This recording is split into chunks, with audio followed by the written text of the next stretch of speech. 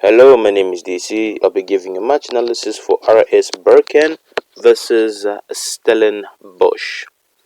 Alright, let us get into this one.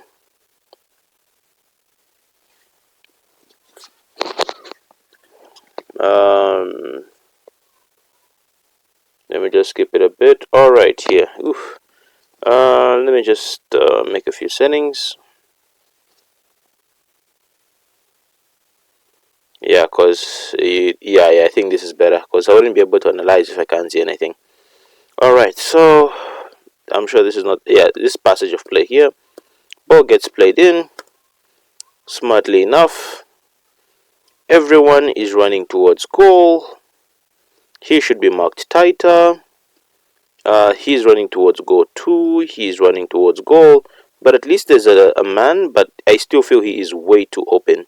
But as everyone is running forward, they leave a space in behind them. And I think players such as him will take advantage of that. Won't they? Okay, let me just play that through.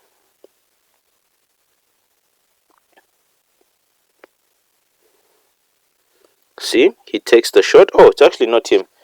But it's one of those, the keeper saves it, but he also puts it in a different position. Because I think if possible, the keeper maybe he could have taken this out for a corner. But yeah, it ended up being him, and that's the easiest finish we'll ever have. Probably one of the easiest goals you will ever take. That's a little celebration for the camera, but not much to explain there. Alright, so he loses the ball in midfield. So now let's analyze how he loses the ball in midfield. Because we see what he does, but let's try and explain it more. Alright, so his teammate plays the ball, he has to stop, and then he takes a touch into pressure. So I think the better thing he could have done is probably first time played back into him, so that he, I don't know, just to retain possession, or if he was willing, maybe make a run, or if possible, turn the other way, either here because there's no one here, or here, even though I would have rather he took it here, because even though there's a man here, he would have passed it into his teammate and probably started off something. Rather than that, he plays the ball into pressure. He plays the ball into pressure and the ball is taken away from him. And then here's one thing you always want to notice. Here's one thing you always have to look for. Whenever a player loses the ball, look at his reaction. So here he does chase it for a bit, and then after, I think he's not even running as quick as these other guys are. Once again, unmarked. Okay, he's close, but since the attacking player is in front of him, any challenge the defender makes could lead to a penalty or just a foul, or just something bad.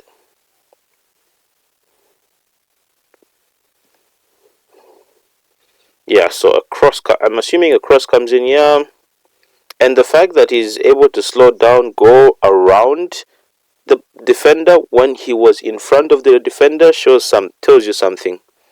And that's a deflected goal, but at least they did try and put in a block. It's just that things did not go their way. Yeah, things did not go their way.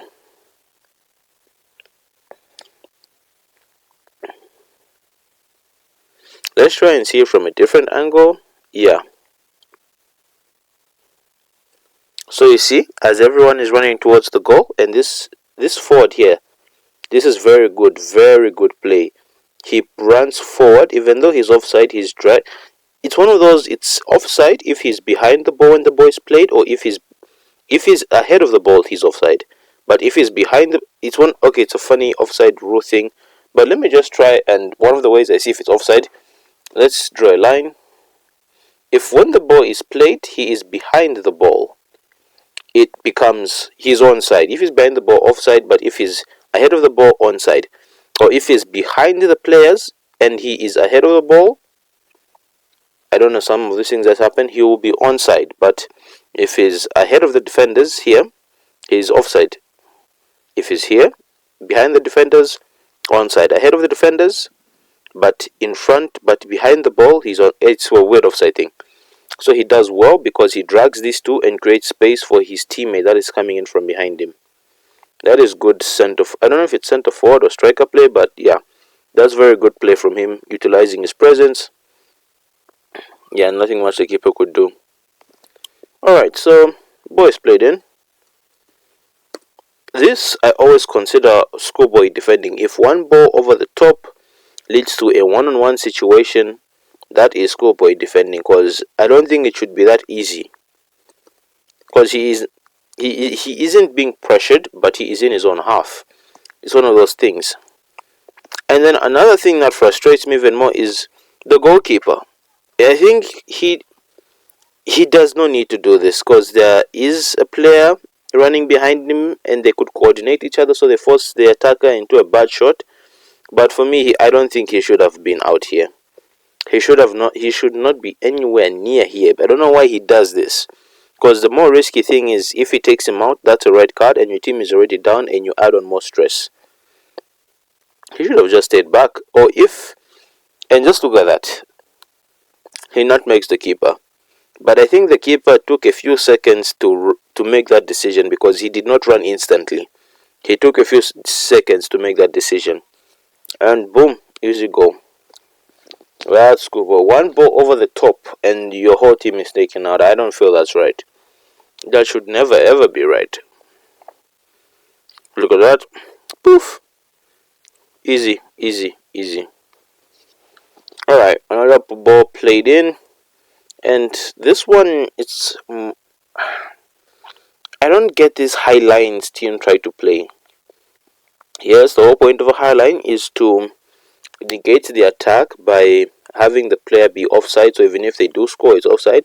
But the problem with high line is if the player is onside and and the fact that there is the gap here, I don't know if this was from the transition, I don't know if the center backs played up forward, I don't know.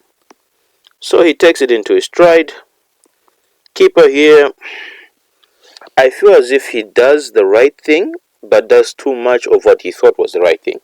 Because I would have preferred them maybe to stop running, run out forward, then stop at a particular point, maybe here or here.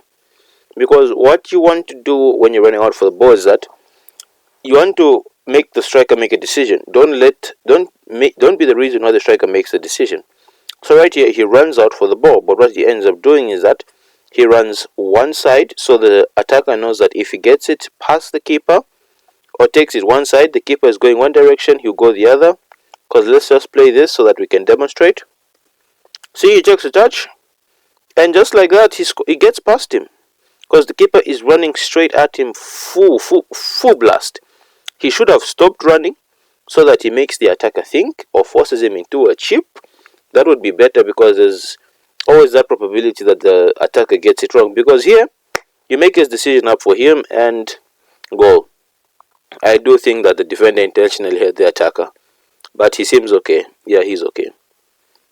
Because I don't know, this was unnecessary, but kudos for him. Then this.